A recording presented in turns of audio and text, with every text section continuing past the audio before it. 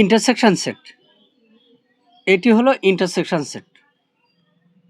দুপাশের উপাদানগুলোর মাঝখানে 1 2 3 এবং ইন্টারসেকশন 3 4 5 দুটোর মাঝখানে ইন্টারসেকশন থাকলে আমাদের দুপাশের কমন উপাদানগুলোর ভিতর থেকে একটি উপাদান আমাদের নিতে হবে। তাহলে আমাদের এখানে উপাদানগুলোর ভিতরে 3 এবং 3 এই দুটো কমন উপাদান আছে, তাহলে আমাদের এখানে উত্তর হবে 3।